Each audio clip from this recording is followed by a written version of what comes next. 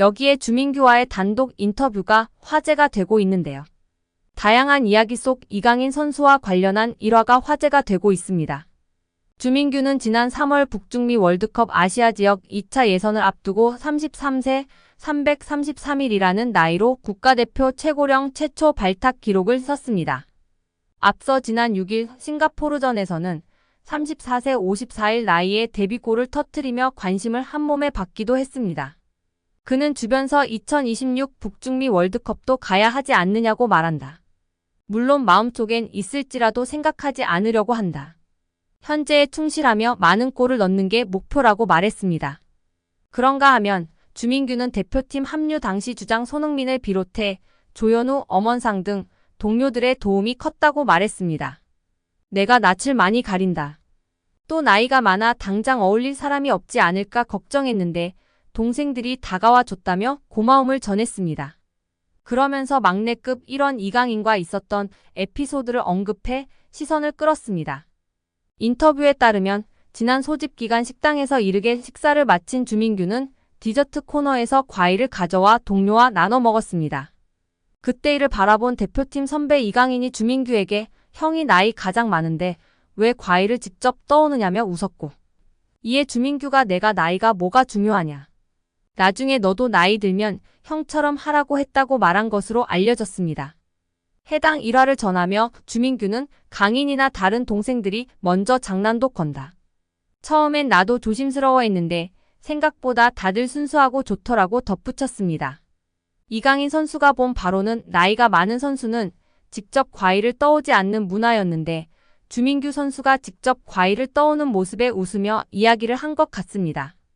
그리고 주민규 선수는 이강인 선수나 다른 동생들이 친밀하게 먼저 장난도 치며 다가와 주고 대화를 나누고 지내다 보니 다들 순수하다며 대표팀의 분위기를 전해주었습니다. 한편 주민규 선수는 앞으로의 계획에 대해서도 언급했는데요. 그는 매체에 40살까지 하고 싶다며 축구 자체를 정말 좋아한다. 한계를 두지 않고 도전하고 싶다. 은퇴하더라도 축구할 것 같다. 누군가는 은퇴하면 질려서 안 한다는데 50대가 돼서도 조기 축구회에 나가서 할 것 같다고 말했습니다.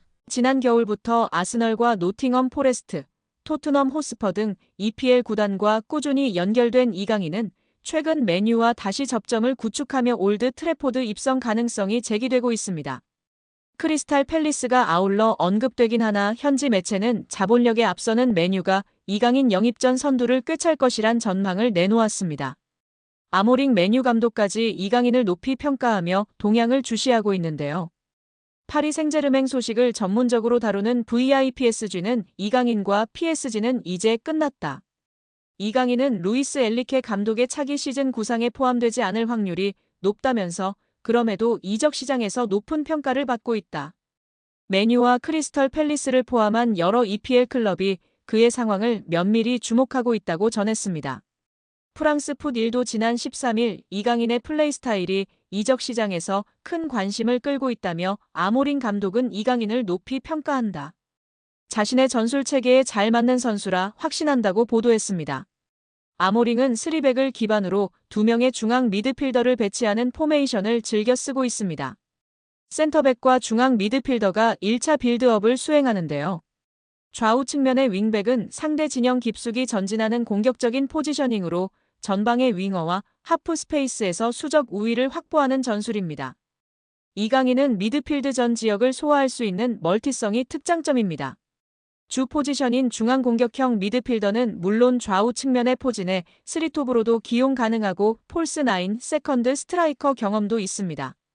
창의적인 패스와 유연한 위치 소화 능력을 지녀 아모링표 축구에 부합하는 퍼즐로 꼽힌 것으로 풀이되고 있습니다. 풋1은 PSG 역시 높은 이적료 수익을 기대하며 이강인을 둘러싼 분위기를 긍정적으로 보고 있다면서 맨유는 크리스탈 팰리스보다 훨씬 큰 자본력을 보유한 클럽이다. 이강인 영입을 위한 준비가 재정적으로 완비돼 있다며 신임 감독의 호감과 자본 측면에서 이강인의 맨유행 가능성을 점쳤습니다. 물론 사우디아라비아와 연결도 여전히 살아있는데요. 이강인을 사우디 프로페셔널 리그를 대표하는 차세대 슈퍼스타로 육성하길 원합니다. VIPSG는 현재 가장 구체적인 이강인 영입 제안을 건넨 곳은 사우디 구단들이다. 매우 경쟁력 있는 급여를 제시했다. 트랜스퍼마르크트가 추산한 예상 이적료 3천만 유로 약 483억 원의 몇 배가 넘는 금액을 제안한 것이라고 알렸습니다. 풋1도 복수의 사우디 구단이 PSG와 이강인에게 거액의 오퍼를 제시할 준비를 마쳤다고 전했습니다. 그러나 현지에서도 20대 초반인 이강인이 유럽 5대 리그에서 커리어를 이어갈 확률이 높다 보는 분위기입니다. 특히 다가오는 2026 북중미 월드컵을 앞두고 유럽 무대에서 경쟁력을 유지하는 것이 선수의 대표팀 내입지나 한국 경쟁력 차원에서 두루 유용한 상황입니다. 여기에 맨체스터 유나이티드가 파리 생제르맹 선수를 대거 영입하는 것을 추진하는 것으로 전해졌습니다. 프랑스 매체 PSG 인사이드는 PSG 선수 중 3명이 맨유에 관심을 받고 있다. 맨유는 이강인, 네베스, 멘데스 영입을 계획하고 있다. PSG가 챔피언스리그에서 선보인 경기력으로 인해 맨유는 PSG 선수들에게 관심을 가지고 있다고 전했습니다. 프랑스 매체 버풋볼 클럽은 21일 맨유 영입설이 있는 선수 중 멘데스는 PSG와 재계약 협상 중 맨유가 자신에게 관심을 보이자 맨유의 관심을 이용해 PSG에 더 높은 급여를 요구하기도 했다. 멘데스는 지난 2월 PSG와 계약을 연장했고 1년 연장 옵션을 포함해 2030년까지 5년 재계약을 체결했다. 맨유는 멘데스와 PSG의 재계약에도 불구하고 멘데스 영입을 포기하지 않을 것이라고 언급했습니다. 이 매체는 PSG는 맨유가 영입을 원하는 3명의 선수 중에서 올 여름 이적 시장에선 이강인만 이적 가능하다는 뜻을 나타냈다. 멘데스와 네베스에 대해 PSG 경영진은 이적 불가라고 전했다고 덧붙였습니다. 이강인은 최근 맨유 이적설이 꾸준히 언급됐는데요. 다만 이강인은 다양한 이적설에도 불구하고 올 시즌 종료 이후에도 PSG에 잔류할 가능성도 주목받고 있습니다. 프랑스 매체 르파리지앵은 PSG의 캄포스 단장은 이강인과의 재계약을 자신의 우선순위 중 하나로 삼았다. 이강인은 2028년 6월까지 PSG와 계약 기간을 맺고 있다며 시장 가치 3천만 유로로 평가받는 이강인 영입을 원하는 클럽은 넘쳐난다. 프리미어리그의 맨체스터 유나이티드와 크리스탈 팰리스가 이강인 영입을 위해 움직일 수도 있다고 언급했습니다. 프리미어리그 최다 우승 클럽인 맨유는 디 애슬레틱에 따르면 맨유는 시즌 TV 중계권 수입으로만 2억 2,200만 파운드, 약 3,700억 원을 벌어들였습니다. 이는 일부 프리미어리그 클럽의 연간 전체 수입과 맞먹는 규모입니다.